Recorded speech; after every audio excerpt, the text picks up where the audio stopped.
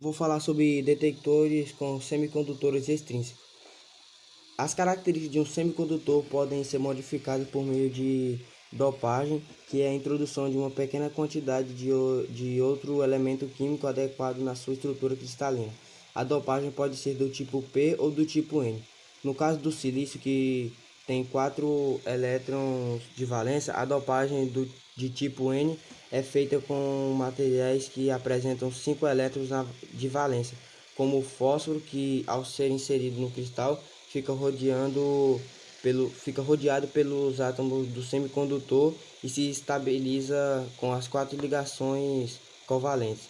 O quinto elétron fica fracamente ligado ao núcleo atômico, o que confere novos subníveis de energia agregados à banda de condução.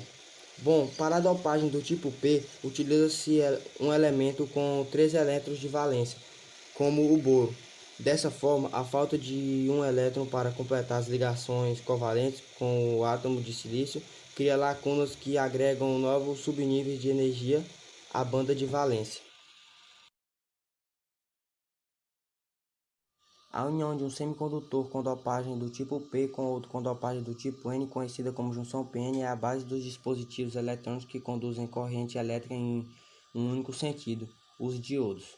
E na junção PN, elétrons em excesso no semicondutor do tipo N se deslocam para o semicondutor do tipo P para ocupar ali as lacunas existentes.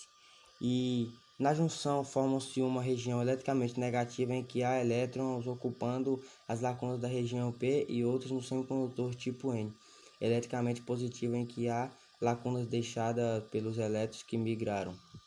Bom, um diodo só conduz corrente elétrica quando polarizado diretamente, situação em que a diferença de potencial nele aplicada faz com que os elétrons em excesso na região N e as lacunas da região P se desloquem para a junção, onde se combinem e abrem caminho para o deslocamento de novas cargas e lacunas, estabelecendo o fluxo contínuo.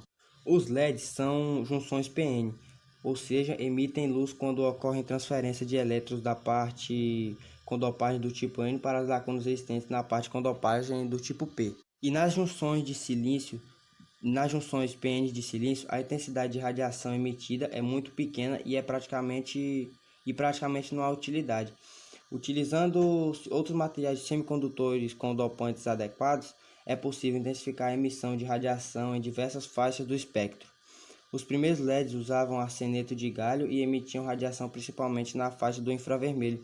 Posteriormente, com o uso de outros materiais, foram desenvolvidos LEDs que emitiam luz em diversas cores do espectro visível e também do ultravioleta. Bom, para finalizar, vou falar sobre outro tipo de diodo, que é o diodo PIN, que é uma versão distinta do diodo comum de junção PN. Neste tipo de diodo, uma terceira camada de material sem portadores de carga é inserido entre as camadas P e N. Ao ser polarizado diretamente, as lacunas e elétrons das regiões P e N do diodo P e N se deslocam para a região, mas as cargas não se anulam de forma imediata, ocorrendo um retardo em sua ação condutora. Se a diferença de potencial aplicada for contínua ou de baixa frequência, o diodo P e N tem comportamento similar ao diodo de junção PN convencional. Quando polarizado inversamente, não ocorre a condução de corrente e o diodo PIN atua como um armazenador de carga elétrica, ou seja, um capacitor. E nessa situação, esse tipo de diodo é muito empregado em fotodetectores, que respondem desde a radiação infravermelha, que são utilizados para a construção de termômetros industriais, até raios-x e raios gamas.